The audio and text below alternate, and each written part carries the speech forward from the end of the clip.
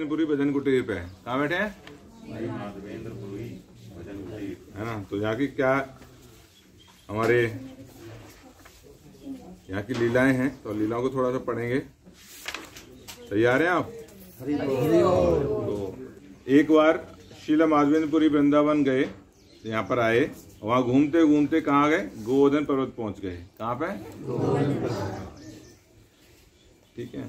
गोवर्धनपुरी माधवेंद्रपुरी भगवत प्रेम में उन्मुक्त रहते थे और उन्हें उसका ज्ञान भी नहीं था। मतलब हमेशा विरक्त थे, भगवान से आसक्त थे और उनको इतना ज्ञान भी नहीं था कि हमें कृष्ण में क्या हूँ ना आसक्त हूँ, क्योंकि हमेशा क्या करते रहते? जप करते रहते थे।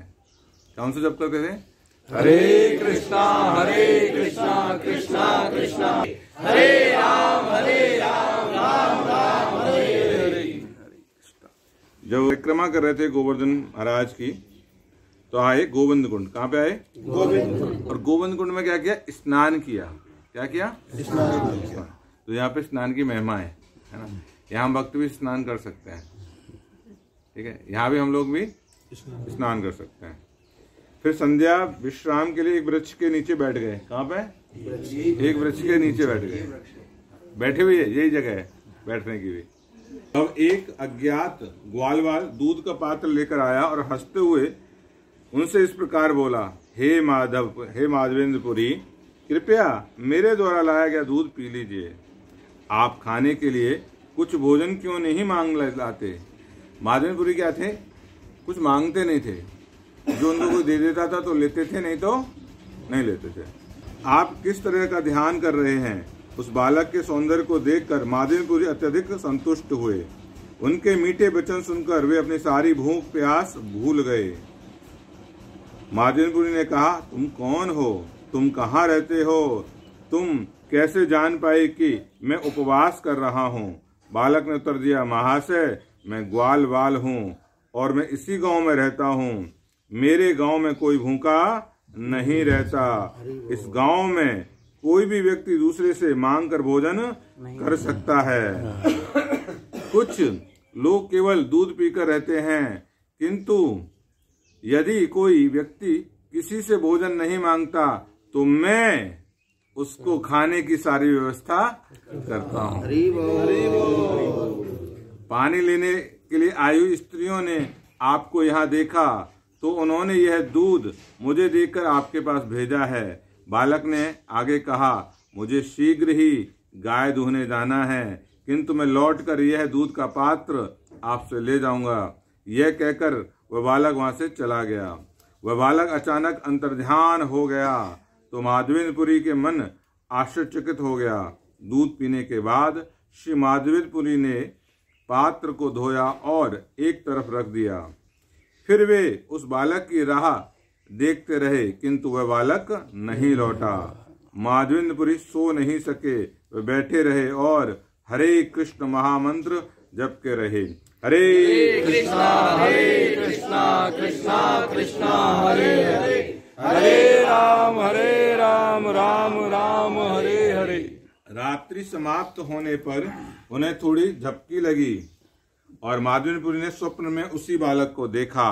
वह बालक उनके सामने आया और उनके हाथ को पकड़कर उन्हें जंगल में एक कुंज तक ले गया।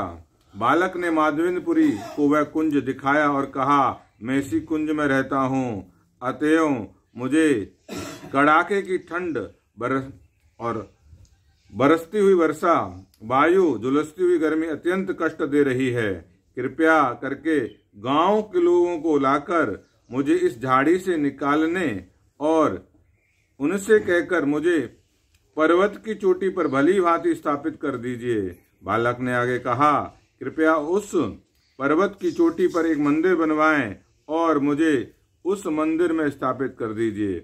इसके बाद मुझे पर्याप्त शीतल जल से स्नान कराइए, जिससे मेरा शरीर स्वच्छ हो जाए। मैं बहुत दिनों से तुम्हारी राह ताक रहा था, मैं देख रहा था और मैं सोच रहा था कि कब माधवेंद्रपुरी यहाँ आकर मेरी सेवा करेंगे। मैंने तुम्हें प्रेम भाव के कारण ही तुम्हारे प्रेम भाव के कारण ही तुम्हें सेवा स्वीकार की है, मतलब भगवान ने स्वीकार किया है। इस प्रकार मैं प्रकट होऊंगा और मेरा दर्शन करने से सारे पतित लोगों का उद्धार हो जाएगा। हरि बोल। मेरा नाम गोपाल है, मैं गोवर्धन पर्वत को धारण करने वाला हूँ। मेरी स्थापना वज्रनाभ द्वारा की गई थी और मैं यहाँ का अधिकारी हूँ। हरि बोल। तो यहाँ बता रहे हैं, जब मुसलमान बाद मैं इसी कुंज में रह रहा हूँ, यह अच्छा हुआ कि तुम आ गए हो। अब सावधानी से मुझे बाहर निकाल लो। यह कहकर बालक अंतर्ध्यान हो गया। जब माधवेंद्रपुरी जाग गए तो और उनके स्वप्न के बारे में विचार करने लगे तो माधवेंद्रपुरी पश्चाताप करने लगे कि मैंने साक्षात भगवान श्री कृष्ण को देखा, किंतु मैं उन्हें पहचान न सका। यह कहकर वे प्रेमावश में भूमि पर गिर पड़े। प्रातः का जो फाउंडर पूरा जो नींव रखी गई है इस परंपरा की, वो किसने रखी है? माधवेंद्रपुरी ने रखी है। और पूरा जब ये स्थापित किए तो भगवान एक बार सपने में आए कि मेरे को बहुत गर्मी लग रहा है, इससे अभिषेक से कुछ होने वाला नहीं है। तुमने बहुत कहा ताम झाम, पर मैं अभी भी बहुत गर्मी लग रही है। जाओ, कहाँ जाओ? पूरी जाओ, वहां से चंदन लेके आओ मेरे लिए। तब तो ट्रेन चलती नहीं थी, हवाई जहाज चलते नहीं थे, बैठे फर छोड़ गए, ले आए। कितना दूर है यहाँ से पूरी? 2500 किलोमीटर, 2400 समथिंग मिलते हैं। 2400 समथिंग, सर्च करके देख लो, है ना, मेरे को भी पता नहीं एग्जैक्ट। 28 घंटे लग रहे दिल्ली से, जो भी होगा। तो कितना आ रहा है? 1400। गो सर्च कर लो, एक वक्त सर्च कर लो गूगल पे, पता लग जाएगा ना। तो बोल इतनी दूर कैसे गए? पैदल पैदल गए। और तब तो जंगल होते थे, जंगली जानवर होते थे। पहुंचे, वहां पे पहुंचे तो वहां भी एक मंदिर मिला। तो वहां भगवान को खीर लग रही थी भोग। तो भगवान को उनको भी देख के काश, एक सुना था वहाँ खीर बहुत फेमस खीर है। बहुत छोटा, मैंने शॉर्ट बता रहा हूँ क्योंकि समय नहीं है हमारे पास इतना। तो जैसे ही उनको इच्छा हुई कि हम भी अपने गोपाल जी के लिए ऐसी खीर बनाएंगे, तो वहां पे क्या किया, भगवान ने एक सकोरा सरका लिया अपने पैरों की तरफ, है ना। और सारे सकोरे तो चले गए, एक सकोरा रह गया। बाद में रात को सपने में आए, किसके? पुजारी के। ये जो सकोरा मैंने सरकाया हुआ है उसे किसको देना है? माधवेंद्रपुरी को देना है। तो तब से उन विग्रह का नाम पड़ गया खीर चोर। वैसे नाम क्या? गोपीनाथ। तो गोपीनाथ नाम था, फिर उनका नाम पड़ गया खीर चोर गोपीनाथ। 1400 किलोमीटर ना, 1415 अप्रोक्स मान लो, है ना। ठीक है, तो इतना दूर फिर वहां से चंदन लेके आए वापस। तो फिर वहीं पे उनको बोला कि आप उन्हीं भगवान को, खीरचोर गोपीनाथ को ही वहां लगा दो, है ना। और मैं यहाँ पे उसको एक्सेप्ट कर लूंगा। फिर वहां लगाया गया, फिर यहाँ पे एक्सेप्ट किया। 14 से लेकर 18 तक पहुंच गए हम। आप लोग देख लेना क्या करना है। ठीक है, 1900 में चैतन्य महाप्रभु भी आए। हरि बोल। ईश्वरपुरी थे, तो इनके शिष्य ईश्वरपुरी और ईश्वरपुरी के शिष्य चैतन्य महाप्रभु। तो चैतन्य महाप्रभु ने माधवेंद्रपुरी को भी क्या दादा गुरु रूप स्वीकार किया है। चैतन्य खुद भगवान ने, है ना, स्वीकार किया है।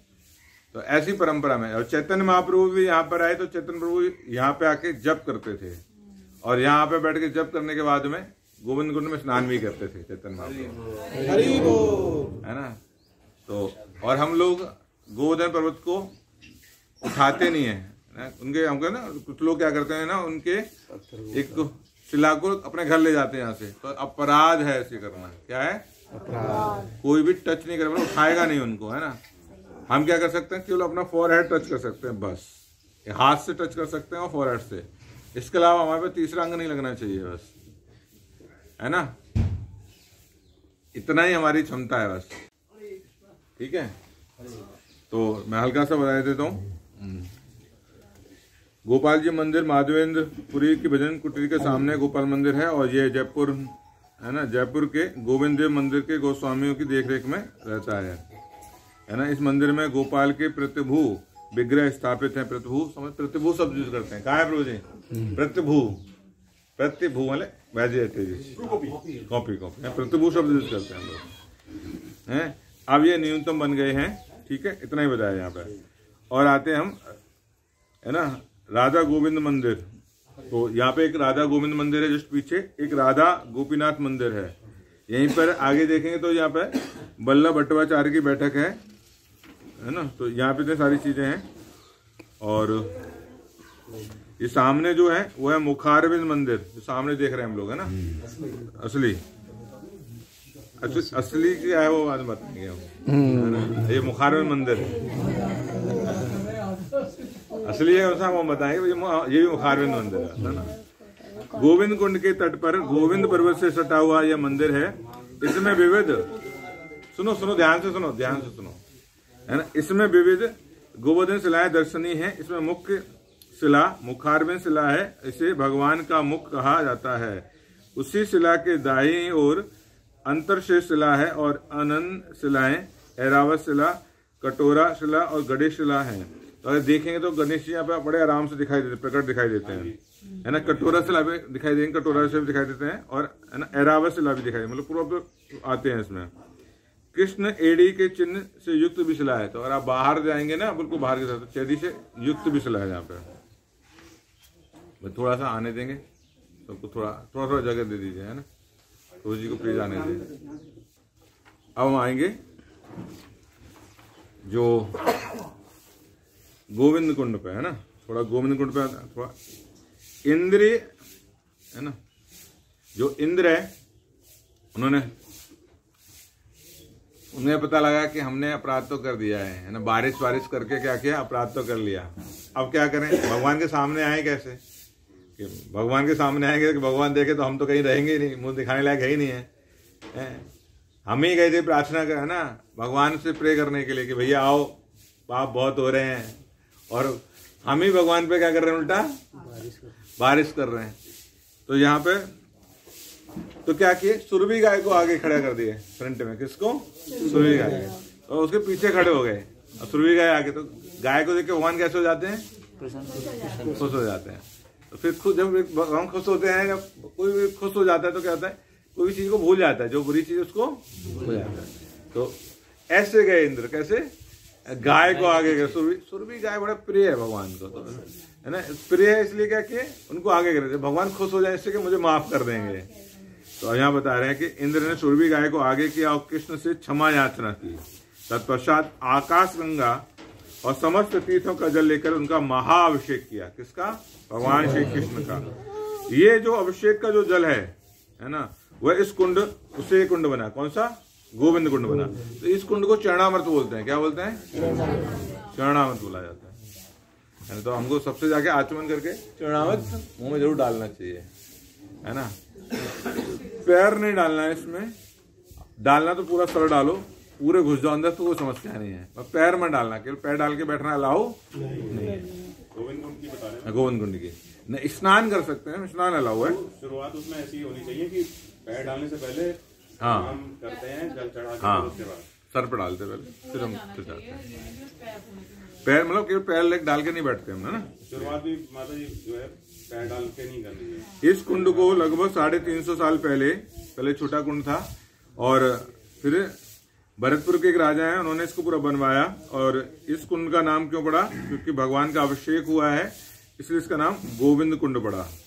और इस तरह देवताओं और ऋषियों की संगति में इंद्र ने, है ना, कृष्ण का राज्याभिषेक किया। यहाँ पे राज्याभिषेक किया, इसलिए इसका नाम भी, उनका नाम गोविंद रखा गया। ठीक है, तो इस की महिमा एक ये भी है, पूरा लीला भी है। मैं लीला को नहीं, हरे कृष्ण